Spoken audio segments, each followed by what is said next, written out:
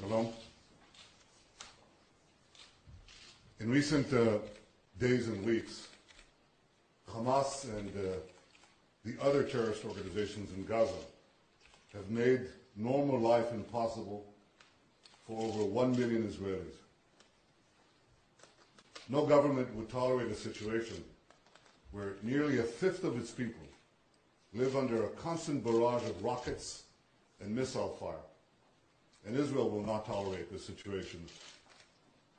This is why my government has instructed the Israeli Defense Forces to conduct surgical strikes against the terrorist infrastructure in Gaza. And this is why Israel will continue to take whatever action is necessary to defend our people. I want to remind you that 7 years ago, Israel withdrew from every square inch of Gaza. Now, Hamas that took over the areas we vacated, what did it do? Rather than build a better future for the residents of Gaza, the Hamas leadership, backed by Iran, turned Gaza into a terrorist stronghold. They fired thousands of rockets at our cities, at our towns, at our civilians, at our children. They've smuggled thousands of rockets and missiles into Gaza. And they deliberately placed these rockets and missiles in civilian areas, in homes, in schools, near hospitals. This year alone, they fired over 1,000 rockets and missiles in Israel, including close to 200 rockets in the last 24 hours. I'm stressing this because it's important to understand one simple point. There is no moral symmetry.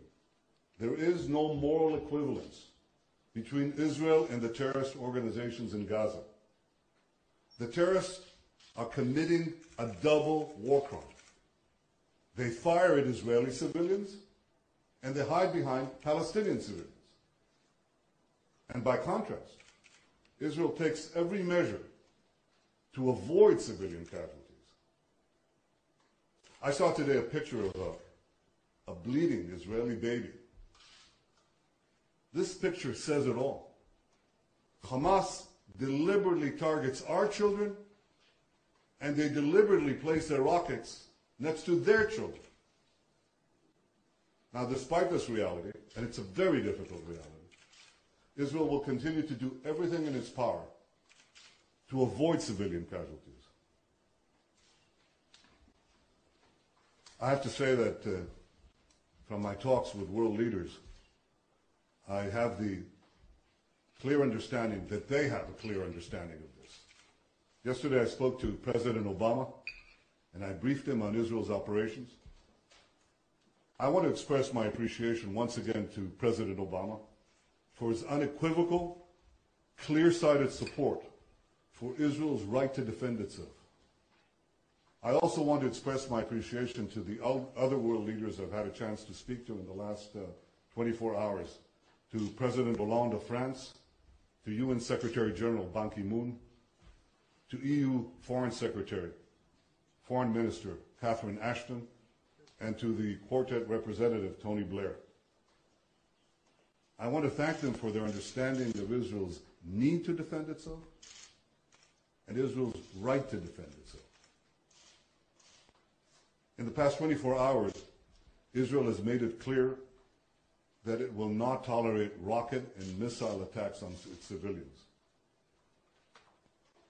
I hope that Hamas and the other terror organizations in Gaza got the message.